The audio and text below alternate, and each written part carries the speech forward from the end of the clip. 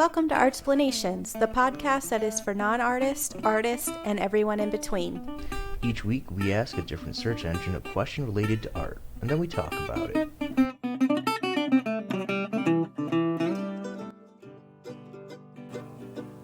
Hello, and welcome back to the conversation. I am Andrew Malcheski, and with me is Joanna Bolsons. And today we are going to be talking about functional art. And if you were to go to a search engine like Qwant, one of the top answers you'd get is that functional art refers to art forms that are produced to perform specific or several purposes. They are also known as art for life's sake. Oh, I like that. Art for life's sake. Yeah, that's not too bad. It's artwork that serves a purpose besides being the purpose of art. Yeah. I think that's the first definition where I've actually enjoyed it, and it's not just a textbook terminology. I like that. So one of the reasons why we're talking about functional artwork today is because if you spend any time in the art world or studying art, you'll notice that the function of art is generally to be either like a iconic location marker, to celebrate some kind of thing, to express a feeling or emotion. Yeah, there's definitely, whenever your artwork is done in a way to be used on a day-to-day basis or have some sort of function, it's almost looked down upon for some reason. Right. This goes back to, the academies in the Renaissance and that idea of this hierarchy of art where, like, the portrait is better than the still life. Right. And painting is better than sculpture. And if you're a ceramicist, you're a craft person. Or if you do weaving, you're a craft person, not a fine artist. Unless you're typically a white male. Because, you have tapestries, you have other different fiber works, but when they're done in a way to only be viewed on a wall, not to be worn or to cover yourself. Because women have been doing embroidery for hundreds of years, but when they do it, it's viewed as a craft or to pass time. But when a white man does it, it's somehow viewed as fine art. Which, brings up the whole thing with the self sculpture between Yayoi and... Mm-hmm. I can't remember his name, but I know what you're talking about. Yeah, we just talked about it last week. Yeah. A similar kind of dichotomy, though, has been going on forever, and it's why that dichotomy exists is because there has traditionally been this hierarchy in the arts where some things are seen as more than something else, and functional work, things made by ceramicists or weavers or textiles, these things are always seen as a craft. And I just did little air quotes around that.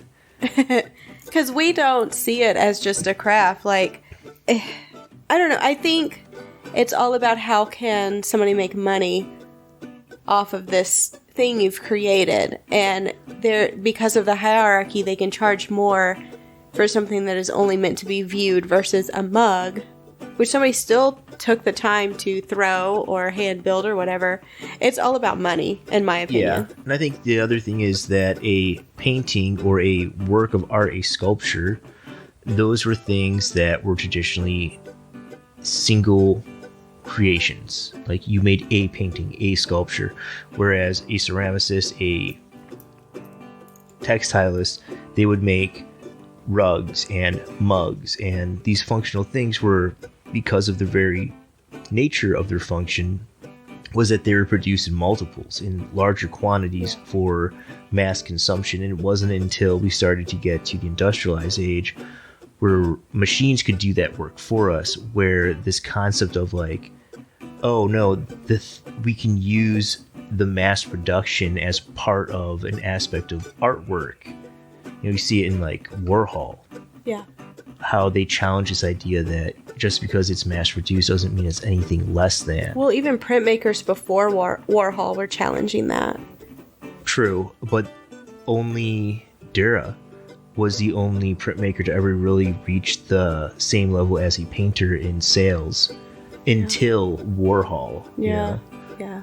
And so that's that's one of the things why talking about functional art, where we're talking about functional art, is because there is this stigma basically around it that it is this thing that is not at the same level of the fine arts. It is a craft. So one of the movements that really pushed forward the idea of functionality being a form of artwork and how they can be interchangeable was the Bauhaus movement. Right. You may have heard of the Bauhaus. It's a band. It was a school in the 20s and 30s. It ended in 1933 with the beginning of right around the rise of the Nazi Party. Yeah. But they really had this idea of the Kunststückwerk, which is the total artwork. They taught design, architecture, sculpture, color theory. It was really innovative. Like, if you went to this school, you completely thought outside of the box. Yeah. Which today is the norm. And that's the thing, like, what we think of today as like an art school experience, this idea of studying design alongside of the fine arts and these different mediums. That wasn't done. And when they were doing it, when they were, launching this school, it was always, no, you're going to learn drawing, painting. That's it.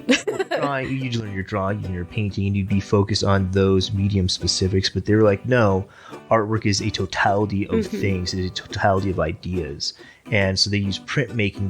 They really believe, because it's also in the age of mechanical reproduction, and they really believe that you could utilize that as an aspect to push forward the arts, and that mechanical reproduction wasn't a barrier to producing artwork. And one of the things that always stuck with me studying that in art history were their chairs.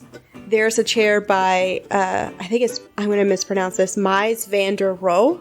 It's the Brno chair, Brno. I might be mispronouncing that too, but it's a simple form, but it's so well done. And I remember seeing that in art history and knowing I have seen that redone in like every office space, every, waiting room of whatever doctor or job interview. But it wasn't until van der Rohe was that form created. And now it is mass produced, and it's thought of as sleek and just enjoyable, but not overpowering in its space. Right, it's become the standard. Yeah. And that's something that if you studied the Bauhaus in, when they were still there in the late 20s and 30s, like the stuff they were producing was revolutionary as far as design was. It was sleek, it was very contemporary, very modern, and ahead of its time. And now it's when we see Bauhaus inspired work, it's like, oh yeah, no, that's like those stuff that you see from 60s, 70s, and 80s on. That's everywhere. It's so completely ubiquitous. Penetrated the mass consciousness of creating. Right, but that was the influence of the Bauhaus, and part of the power of the Bauhaus was that they came out of World War One. Well, from before World War One, and this idea of like the total artwork. But then when World War II happened, because the Nazis really kind of ended that school, because it was against what the Nazis were for, those artists who taught there and who were part of that movement, they ended up going all around the world and being dispersed as they fled the Nazi Party. And their ideas went with them, and it spread these ideas. And it's one of those weird things where, like, World War II was horrible, but if it hadn't happened, it was such a catalyst for change in the arts. Yeah. That... Well, it changes obviously changes in the world, but Einstein fled the Nazis too. So, like, his ideas might not have been so prevalent. Well, I think they would have been prevalent. Right. But... maybe it wouldn't have spread as quickly if he hadn't had to flee them. So just trying to find that silver lining and how terrible that was. And that's kind of what I'm trying to say, is that, like, because so many people were fleeing the war, their ideas spread globally in a way that we didn't see again until the age of the internet. Yeah. And it really did show how once these things take hold, they kind of start showing up everywhere, and we can see their permeations throughout time looking forward. So, whenever you think of functional art, what is the first thing that pops in your head? Ceramics. Hands down. It's older than, it's like it's almost as old as drawing. It's what it's what archaeologists Right. look up and try to... Every culture has ceramics. Yeah, they try to view that as indicative to the culture that they're examining. And that whole thing with ceramics is, it is generally a thing that is made to perform a function. It is a function that follows the form. So if you have a bowl that holds soup, it is different than a bowl that holds rice. Yeah. Or a cup is different than a bowl, because it holds things differently, and the function defines what form is used to create that object. And a mug that I like, you might not necessarily like, because my hands are smaller. Right. Versus how big your handles are.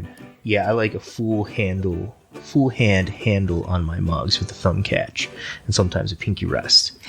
Which I don't. I like the half handle, right, so that I can, because I don't like all my fingers to fit through the handle.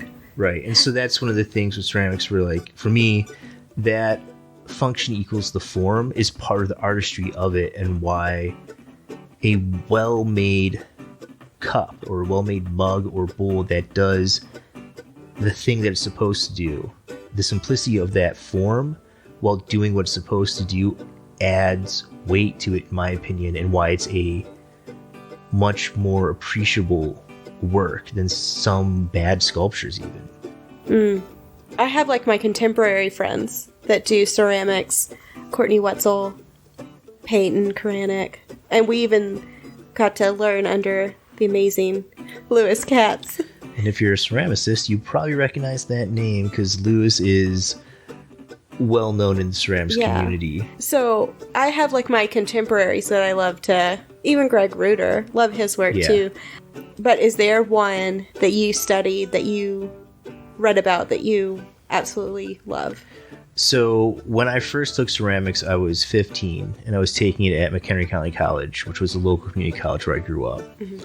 And I was introduced by Susan Galloway, who was the head of the ceramics department there, to George Orr, who was the Mad Potter of Biloxi. And in the 1900s, he was doing functional pots so he could provide living for his family, but he was also pushing the boundaries of what ceramics was, wheel-thrown ceramics, and he was doing these sculptural forms that were also vessels in crazy glazed colors, and they were super thin and light. And his stuff really inspired me as a ceramicist and to study ceramics, to look at ceramics as something that wasn't just cups and plates. We should say too, he was making a good living as a functional potter, because wherever, I can't remember where he was. Biloxi, Missouri. Missouri or Mississippi? I think it's Mississippi. It was one of the states that starts with an F. Either way, he was making a good living off of tourist money. Like, he had his own store that, fun fact, he painted hot pink. Yeah. But his funky vessels, his that he was, doing on the side, kind of pushing the boundary, they were not well received at all. No. Until after he died, right? I believe so. And one of the things about his vessels that I love is that they are super thin, and if you ever tried to work with ceramics or throw ceramics, you know how hard it is to get anything super thin and not fall apart on you. Or pierce it with your fingers. And here's a fun little story. I was once at SOFA in Chicago, which is the soft objective functional artwork exhibition they have at Navy Pier every year, and one of the booths they had a bunch of his unglazed bisqueware. Oh, wow. But their little kiosk was set up in an L-shaped. Mm-hmm. And so while the gallerist was over talking to someone else, I walked behind the L, and they had a bunch of his pots, and so I was able to pick one up. Oh my god. And as I was holding this $3,000 pot, the gallerist came back, and I had it in my hands. It was about 6 inches off of the table, and he comes back and stops and looks at me, and I turn over and I look at him. I just set it down and turned around and ran away. I was like 17, just also to let you know about my age. So he walked in on this 17-year-old child groping his expensive pottery. I think your phrasing is terrible on that, but that's a crazy story. Yeah, and I like George Orr, not just for his forms, but because he was daring. He was a character. Yeah. Like, I see those pictures of him. Oh, we should say the time. This was like the late 1800s. Yeah. And he had this crazy mustache that would put Dolly to shame. Yeah. And, like, all those photographs of that time, you see these people just sitting there, you know, stone face, just kind of gloomy looking. All of his photographs that I've seen, he's insane looking. Yeah. He's got cross-eyed and his hair is disheveled. Yeah. And he he looks really embodied that mad Potter persona. Yeah. So George Orr I really like, and he is, like I said, as a 15-year-old art-interested person taking ceramics, the fact that there was someone so long ago was pushing the boundaries, I thought was really cool. Yeah. Another artist I really like is Jun Kaneko, who does these massive forms that are, you know, sometimes they're heads, sometimes they're vessels, but they're like as big as me. And if you've ever, once again, if you know anything about ceramics, you know how crazy hard it is to do anything large. Are they the one that they throw the form and then they take the paddle to it and lightly tap it to thin it out? No, that might be a way that they... I remember Greg Reuter talking about he got to go, I think it was Hawaii, he got to go and work with a ceramicist, and for hours they would just tap. Yeah, there's a hand building method that uses paddles to thin things out like that. Oh, okay. I don't think they work that way. I don't know how they work, but their vessels are massive, like 6 to 8 feet tall. Jeez. And whenever you work with clay that big, it has to be thick to support the weight, which means your drying times and your firing and the technical skill it takes to work with something that big, to fire it and to glaze fire it, it's impressive. And that's one of the things with ceramics is it's one of the art forms that you kind of have to be chemist on top of artist. Yeah. Because doing the glazes, the chemistry that's involved, and not just mixing the glaze, but also understanding how your kiln, not every kiln, but your specific kiln. Yeah, because every kiln fires different. Right. And because the environment plays a part in it, the building of the kiln plays a part of it, the way that air interacts with it plays a part. All those things will change the way your glazes react in that environment. So understanding not just how to make a glaze, but how to mix it, how your kiln works with it. And that's one of the things when you look at ceramic works of art, when you look at and you see, wow, this person, they know not just how to make a thing, but they understand the chemistry, they understand how they're firing it, how they're getting certain effects to happen, adds to the appreciation of it. Yeah. And that's why when we look at ceramics, why I say, like, when I think of functional works of art, those aspects are what make me think of ceramics as like the functional work of art. They're like, it's a plate, but man, that plate is so hard to duplicate because that artist has such a mastery over every aspect of his work. Because even if it's you're digging clay out of a river or buying a commercial clay, changes everything. Yeah. So for me, that's why when you asked about functional work, I look at ceramics, because there are so many factors that a master ceramicist, master potter understands and knows about that really elevates it to that level of artistry that I think a lot of people don't think about. Yeah. That really like makes me like, well, those things should be at the same level as like painting or sculpture. Because it takes just as much time and just as much thought, if not more. I mean, nobody I know today makes their own paints anymore. True. But almost every ceramic artist I know makes their own glazes. That's true. That's a good point. And so for me, like, yes, maybe in antiquity you would have to source the chemicals and make your own paints, but nobody does it anymore. There are some people, sure. Yeah, I don't know her name, but she's Japanese, and I know she does her own pigments and stuff. But you're right, it's cheaper. And how how much product that we're expected to produce to make a living as artists, we don't have time. Yeah. But the ceramicist is expected that you will do tests, you'll make tiles, you'll develop your own glaze chemistry, and then produce them so that your glazes are unique. Because your glaze is your brand, basically. It's part of it, yeah. Yeah. It seems like, the form of the cup that you make. There's a great artist, Mike Cellini, on Instagram, who does these ceramic vessels that look like cardboard. Oh. And that's his whole thing. Is like, you look at his cups, you're like, that's cardboard. I'm like, no, it's clay. Oh, that's crazy. Yeah, though, they're super cool. I can't remember his name, but there's one I follow. He does a lot of robots. Like his mugs are robots, or he just makes robot figurines, but it's clay. Yeah. And same thing, it's the brand, like the form equals like kind of the function of the work, which is super cool. So those are some of the things that I think of, like when that's my go-to for functional art. What about you? When I think of functional art, I always go to architecture. Because what is more functional than a roof over your head?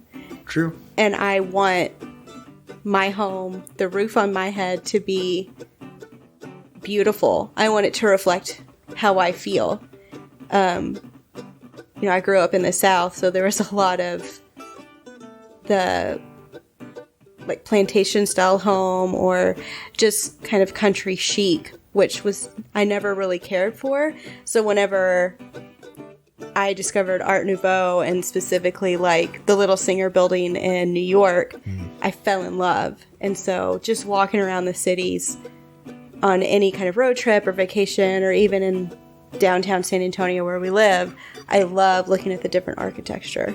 Yeah, and even when we've gone out for like bike rides around the city, I always make you stop and point out like, oh, I like that cute little house, or oh, look at that one. I always make you stop and take random detours on any road trips. The one I grew up because of my dad was Frank Lloyd Wright. We would always see his homes. But I thought it was pretty cool that once, I think it's Jenny Gang, I'm not sure if I'm pronouncing that right, but they both use nature to inspire their work. Whereas Frank Lloyd Wright they're very modern, like 50s modern, very harsh, strong, straight lines. Yeah. But they incorporate like a tree or the river flowing through the home. Whereas Jenny Gang, she's inspired by, like for her Vista residency building in Chicago, her stuff was inspired by natural crystal formations.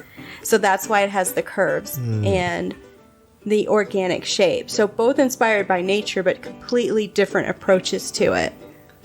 I love that. I love seeing the juxtaposition of it. And also, they're both buildings that you're going to live in.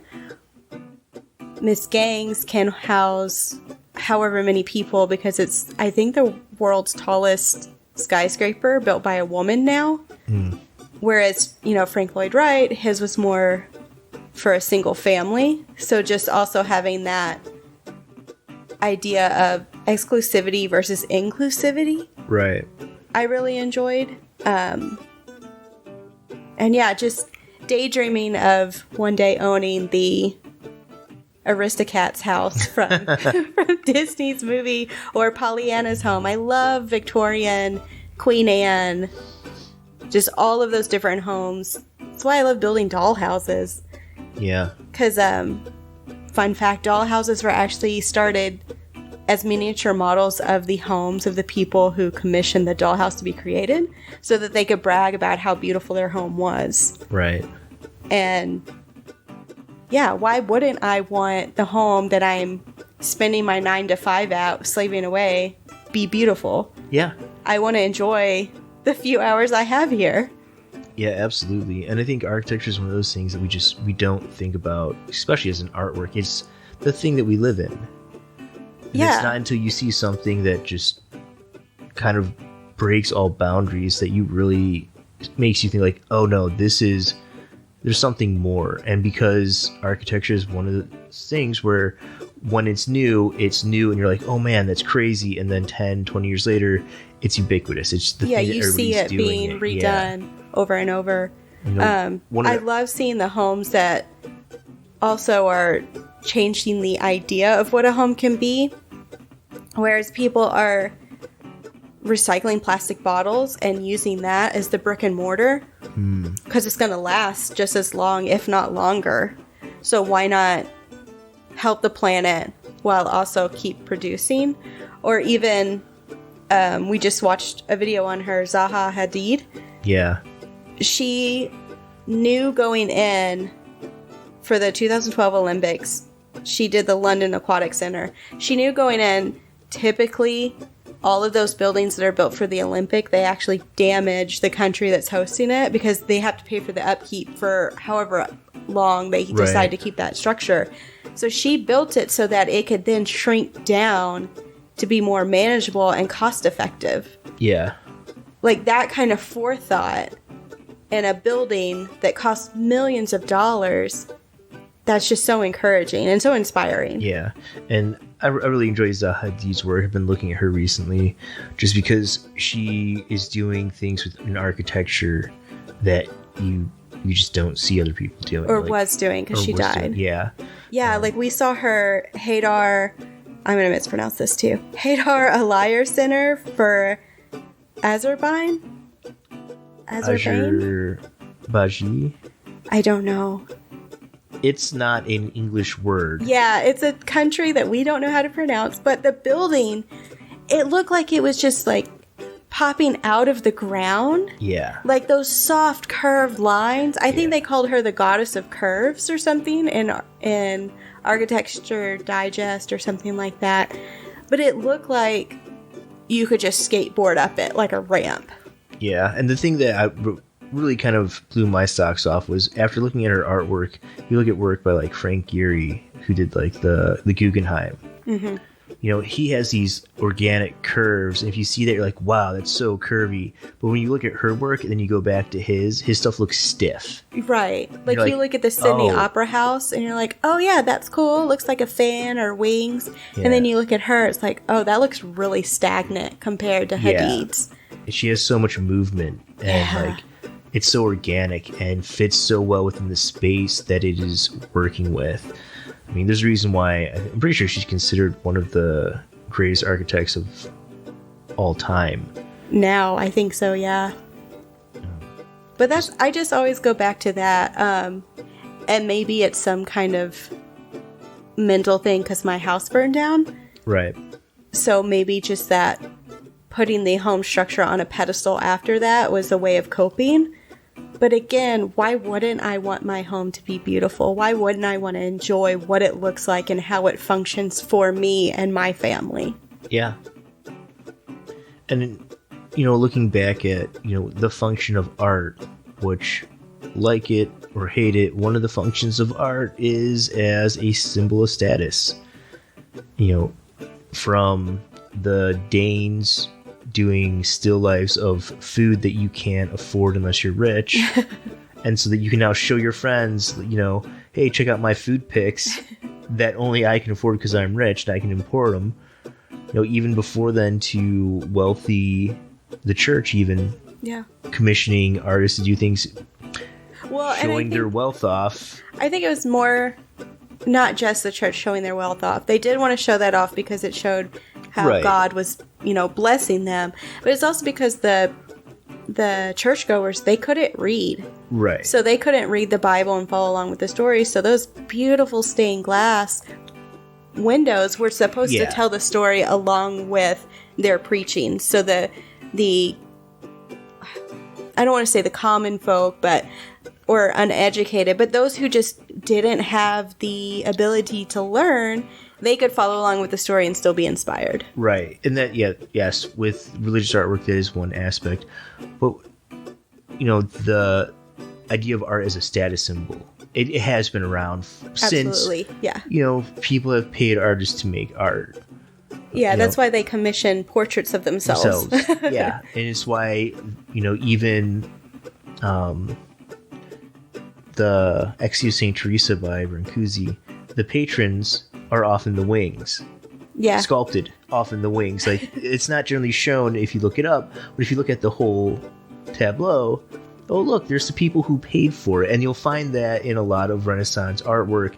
Oh look, the patrons happen to be painted over here, or they're sculpted or depicted over here. Yeah. Because it is still a status symbol, a symbol of I can afford to pay a ridiculous amount of money to this person who you can't afford to pay to do this thing. Okay, but on the other note, or the other side of that, that's what makes functional art just as valid. It's more accessible. You know, I can buy a beautiful mug from a local artisan that hand threw it, created their own glazes, and I can pay them for something beautiful in my home. It's more accessible than having to pay for a golden chalice. Right. You know? And that's kind of what I was going to get to, is that, you know, architects, people who make these functional things, they are still, part of that function is as a status symbol. You know, Frank Lloyd Wright's houses, they're beautiful, they're gorgeous, these cantilever lines and, Yeah. you know, these intersections between And nature. in a location that is not typically Yeah. able to build on. Right. Like, I don't own that land. It's still one part of the function of it is still as a status symbol. Well, and I think that's why I like Jenny Gang. Like, that Vista Residencies, that's for... And maybe the lofts are like $3,000 a month, but at least, what, 4,000 people can fit in the world's tallest skyscraper by a woman versus one family that had to pay $6.5 million for one single home or more. Yeah, I think that's one of the reasons why I think of ceramics more, is because a production potter, they come up with a form, a shape, and they produce. You know, it's theirs. Yeah, and like I said, when I was 15 taking ceramic pottery, my teacher, Susan Galloway, she was a production potter with her husband, and she could throw 60 mug forms in an hour. And then I think it would take her another half hour to put handles on them. So she could make 60 mugs with handles in an hour and a half. That's insane. That is literally That's a insane. lot of skill and a lot of muscle memory. Yeah. And that's the thing. It is a crap ton of skill. Because if anybody's ever tried to throw anything on a wheel, it ain't easy. No. Even practicing for years, like we've both done ceramics for years now, it's still not easy. Yeah, it's a lot of frustration. Yeah. And so, like, that kind of, like, in a production potter, that's their jam. They sit down at the wheel, they do their prep, they sit down, they throw out 40 bowls in 40 minutes. Because they have that muscle memory. They know how to make that form, and it's their form that they do. And for me, that is so much more talent and skill than, like, a Damien Hirst thing where you pay your aides to do all the work for you and then you take all the credit for it. Well, it's execution versus just coming up with a concept. Right. If you're coming up with a concept and executing it, cool, I'll give you props. But being able to execute something to that productivity level and that preciseness of her form, that's a lot of skill and a lot of talent that she's probably worked years at.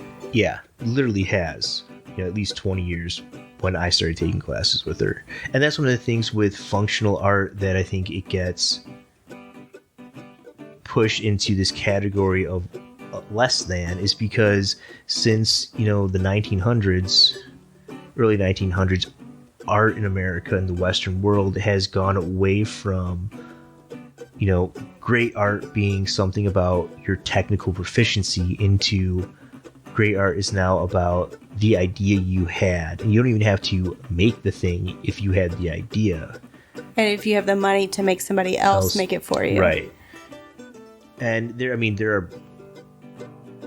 I'm on the fence with that whole idea, because one, I want it to be about that technical proficiency. I want the artist's hand to be in the work. But in the same sense, you know, as a fabricator, someone who welds and works metal, there are some weld jobs I can't do. There's some metalworking that like I don't have the skill to do, and it would take me literally 10 years of just working that one material to get to the skill level to produce the stuff I want. Well, speaking of metalwork too, so I took a sculpture class and we had to braid wire together and then create something with that braided wire. So we chose a shape, and I chose a braided circle. Mm-hmm. And then we were told we had to create something using multiples of that design. Mm-hmm. So I created a hanging planter. I love my ivy. I love hanging pots. So it's like, okay, that's something simple. And it was like sculpture 1. Right. So I was like, I can do this. Let me figure it out. Let me see how it can support itself, and I could have one of my plants in there. And I remember I was really proud of it because I've never been a 3D person. Mm-hmm. I was really proud of it, and I presented it. And my professor even said, ugh, functional art. Because everybody else was making busts or some kind of standalone object that you view in the round. Mm-hmm. Whereas I made a planter, basically, is what he said. Mm-hmm. That hurt. Like, you're supposed to be thinking or teaching me how to think outside the box. And because it wasn't a giant 8-foot steel sculpture, it was viewed less than. Well, I mean, because it had a function that was readily attached to the work. It holds water. It holds plants. It does a thing. It lets you swing the hammer. Like, I don't know. That just has always stuck with me and has always bothered me. Yeah, and it should, because the hierarchy, I mean, the whole idea of the hierarchy of arts, or like that something should be worth more because it is conceptual over technical, is ridiculous in my opinion. It absolutely is. And it can be applied to any of the mediums as well. There's now I've seen a trend, especially in the older professors, who can't stand manga or manga, depending on how you want to pronounce it. They can't stand that Asian style, Oriental style of drawing or artwork in general. Yeah. That kind of comic book, very flat line work. Yeah. Because it's not the traditional, how can I make this as realistically rendered as possible? And that's just where the styles are going now. And why that's viewed less than, you can argue it the same way we're arguing craft over fine art or functional art over fine art. Yeah. I also think that part of the dislike of the anime style or the manga style is that generally talented anime artists or manga artists start off with they're Easternly trained, which means they have a classical training in anatomy, and they start off with an incredibly proficient technical background before they shift over to that style. And if you're to ask any traditionally trained manga artist to, draw the skeleton and all the muscles attached to it, they could do it. Whereas the students are just taking the style without that background, and they're skipping that part of the text. I don't think they're skipping at all. I mean, that's where they're in art school, so they can continue in that style that they love, but also get those basics done and then apply it. Right, but I think the reason why a lot of professors have a problem with it is because they haven't yet done all that stuff that comes before. I'm going to disagree, because as somebody who doesn't particularly like anime, I will defend those students, because I think it's not so much, oh, you haven't done the basics, you need to learn anatomy first. I think it's more of they're from a generation that didn't have that style, that don't view it as an art form. I don't think so. They view it as a cartoon. I don't think so, because my experience has been that most of the time the students who gravitate towards this stuff, they do it because it's easier to depict things of that nature without having to have a full understanding of things like artistic anatomy, muscle structures and how they affect the overlying form. I'm going to disagree because I have a harder time doing cartoon style, anime style, what have you, over realistic. I can't simplify the form, so I'm going to disagree on that. I mean, I did that caricature for that guy's birthday card. That took me forever, and you even had to help me because I couldn't. I kept making the head too proportionate. Yeah. So I'm going to disagree on that. Yeah, I think we're going to have to. Because like I said, I mean, if you look at the way that European schools and Eastern schools teach, it is much more close related to a traditional studio setting where you are taught the Renaissance style of like drawing the figure and proportion and shadow and light and dark and like traditional figurative sculpture. I mean, I remember Manami when we were in school, she did that bust of Sauce in an hour, and it was good. Like, and it was because she's taught, you know, so our friend Manami is a Japanese artist who studied at the school that we went to here in the West, and she did in the South. We're in Texas. Western compared to Japan. Oh, okay, I gotcha. But she did a portrait bust of our friend Allison Mott. She did about an hour and a half in clay, and when she was done, it was a very good portrait bust. And it's something that most Western students aren't taught how to do because they aren't taught traditional sculpture techniques of figurative portraiture. They're taught conceptualization and how to utilize things, you know, like developing your idea for different mediums, more concept driven than technical driven. And Do you think that's because we're more of a commercialized country? We're more...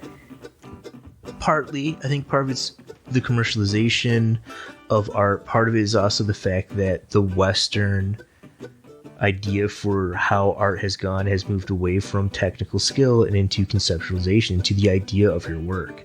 And so you don't need to have that background in technique to produce artwork that is considered good.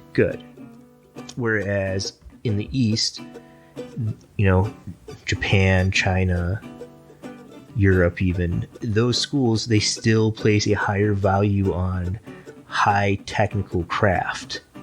And so they are taught traditional studio practices of portrait busts, things like this that we don't get in the West. And so they can execute those things. And I think when Western teachers see students mimicking these Eastern art forms in manga and anime, they are frustrated because they know that those Eastern artists have the background of the high technical proficiency to understand how they're abstracting things to produce good quality manga and anime. Whereas then why aren't they arguing to implement those teachings again? Because it's not the way Western academics are built. And it's not built like that right now, but why aren't they arguing for it? If they can see the trend of this anime style being more prevalent in Western art makers, why aren't you arguing for these basics to be more implemented? One, as someone who works in academics, you have some limitation, you have some freedoms in how you present your class, but ultimately you have to try to do the best for all of your students, and you're looking at a small subset of students. Another thing is that style it's a trend, and it changes, and the trends of the way that you draw anime and manga shifts from artist to artist. It shifts from decade to decade, and to just focus in on that would be a disservice to those students, especially if you want to prepare them so that when they graduate, they can go get jobs, they can go into grad school, they can develop their ideas and concepts. I don't think it would hurt anything, though, to implement those strong basics, because if anything, it's going to help whatever avenue you go, whether it's manga, more realistic, more... When I was an undergrad, they did. And that was the thing.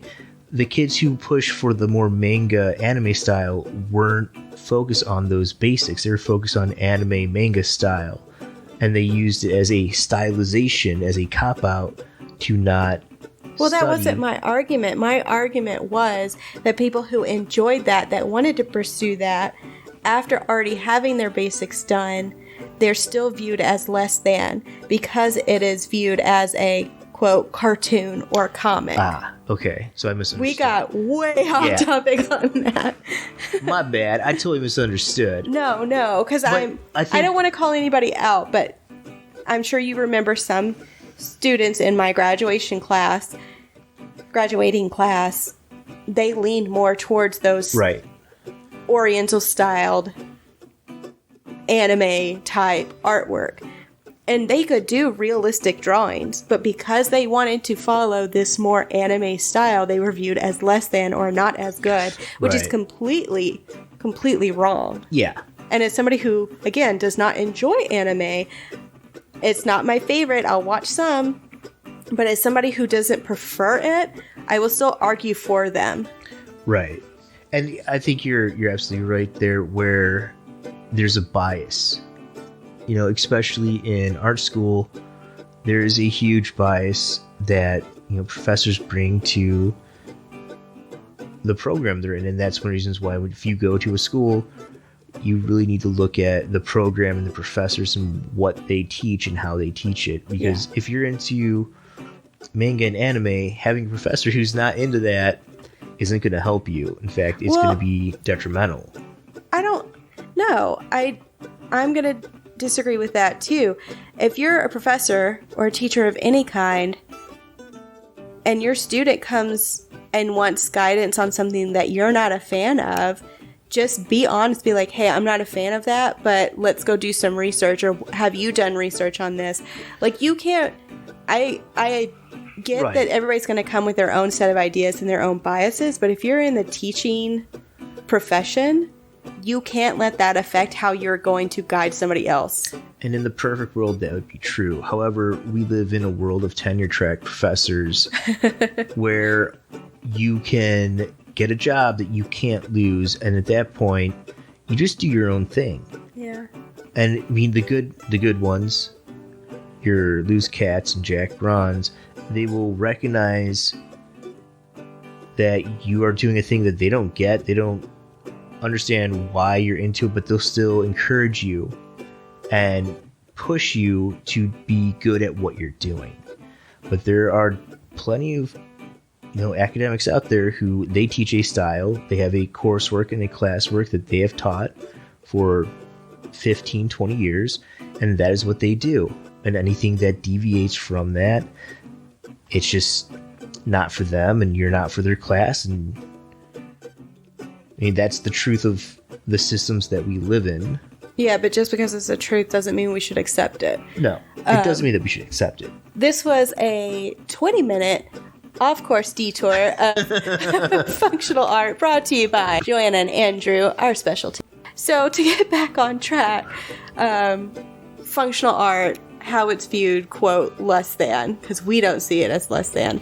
Let's talk about just some random bits that we also think of when we think of functional art, because I think of clothes, you know, not necessarily high fashion, although I think you can still argue that as fine art that is functional, but just clothes in general. If you've ever tried to sew a dress or a robe like I have, that is really hard and a lot more complicated than I thought it should be. So I'm going to say that is functional art. Yeah, and I'd put food out there as well. Food is a functional art form, and I think, honestly, if you think about the culinary experience as an art form, as a functional artwork, it incorporates so much more than the fine arts do, because you're talking about taste, smell, vision, the experience, the whole ambiance of eating that dish or that meal that goes into preparing that thing. You know, oh wow, I didn't think. You know, during quarantine, because I will admit I am not a good cook, but you helped me a lot in my cooking, because just thinking about color like this dish has a lot of browns and reds, just the color, what would you throw in? Well, I'd throw in a green. So let's throw in some spinach into a chicken dish. Like the color theory that comes with cooking, I had never thought of before. Yeah, because the visuals, the first thing you do with food is you see it. Yeah. Then you smell it, and then you taste it, or you'll smell it, then see it, and then taste it. But taste isn't the first thing that happens. And so you prepare the eater, I guess, the viewer, the participant. I like the eater. Yeah, the eater. You prepare the eater first by them viewing, by them seeing and getting excited through seeing. If you're shown something that looks nasty, you're already going into it going, ugh. And it better be amazing, or you're going to be like, it's okay, but ugh. Or if it's something like that you already have a predisposition for, like you have a dish that's covered in ketchup, it's like, oh wow, I'm not going to like this. Or if you are ridiculous and don't like mushrooms for some weird reason, and you have a mushroom some dish. mushrooms. I don't like all mushrooms. I've slowly started to turn towards the power of mushroom. Those oyster mushrooms on the grill are good. Yeah. And that's another thing where, because you have a predisposition against mushrooms, it's hard for me to find dishes that are mushroom heavy that you'll even want to try. I know, you treat me like a child. You cut them up very tiny, so I can't. I have to hide them in the meal. And then not tell you about it until after. See, there was mushrooms in there and you liked it. Or back to function. It is part of the function. Function of living. And that's why that initial explanation at the top of the podcast was so good, because it is the artwork of living. The art for life's sake. What was it? Yeah, art for life's sake. And so that's why the definition at the top podcast was so good. The art for life's sake. Because it's in your daily life. Another one that I just want to hint at real quick are cars. We pick a car that we like the size of, we like the shape of. Can I climb in and out of it easy? Because I'm pretty short. That idea plus the mechanic, that mechanic can do things that I don't even understand the language that he's speaking. In his own way, he's an artist. Why is he viewed less than somebody who does a painting or, works on a skyscraper or something like that? He shouldn't be. And to me, he isn't. And there are so many aspects of functional art that are just, we live in an age where we have all of those things at our fingertips. If you look at like Art Deco and Art Nouveau and these movements from the 20s and the 50s and 60s, where they were really pushing that idea of sculptural functional things, lamps that are a centerpiece to your home, a tea kettle that is a centerpiece to your countertop, your mixer is this wizard looking thing that stands out. Like every object was made to look impressive. And it's something that I think since the 70s almost, objects have gone more from this highly polished craftsman quality thing to this disposable, quick, cheap. You have it for 2 years and then you replace it. Which I honestly think there's a renaissance of sorts happening again, and people are starting to look more at something that will last for a long time and they will enjoy the look of. That's why you see a resurgence of Pyrex cookware. Yeah. And there are collectors out there who love those Pyrex dishes because not only do they look beautiful, you have your pastel colors, you have the white with the blue flowers or just the clear, but they last forever. And they work great. They work great. That's functional artwork. We didn't even touch glass blowers for, wine glasses or brandy glasses or whatever. And I think the point is that we wanted to make, or at least I know my point that I wanted to make, is one, we're in the new 20s, right? So let's have a new revolution. Let's have a new renaissance of sorts where we start to look around and think, this is beautiful, this is artwork, and it's just a bookshelf. or this is beautiful, this is artwork, I enjoy looking at it, and it's your bed frame. Yeah, and those things, they bring joy to your life. They make your daily life more enjoyable. Yeah.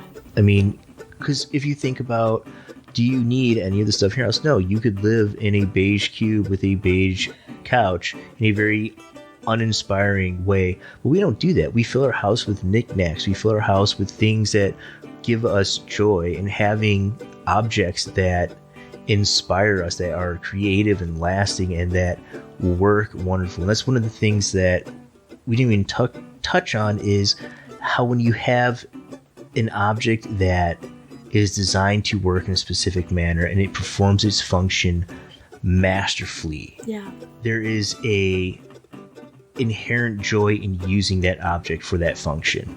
There's inherent joy that you get from having something that is so cleverly designed, has all the bells and whistles that just work right. And that is a part of the artistry of a functional work of art. You know, if I pick up a hammer that I can hammer a nail in and it works, cool. But if I pick up a hammer that has been designed well and it fits my hand, and when I swing it, it swings beautifully, there's so much more joy in using that tool that I will pick that tool over every other tool I have. Oh, man. Because it's so good to use. We didn't even talk about metalsmiths that forge knives and axes and stuff. Yeah. Like, there's so many. I just want, if you as a listener can think of anything that we didn't touch that you view as an art form, please let us know. Yeah. Because, you know, I'll be the first to admit, I don't always think of something as beautiful. It's just a thing that I have to do. Like, I don't know.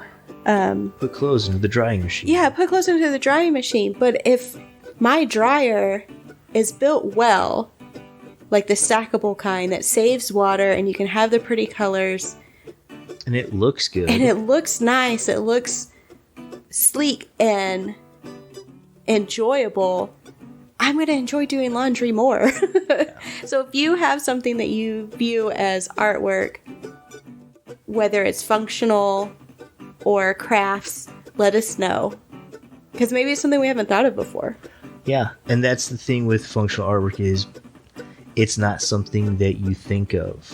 It's something you use and you kind of put it away, but you never really think of like, oh man, that is actually a beautiful thing.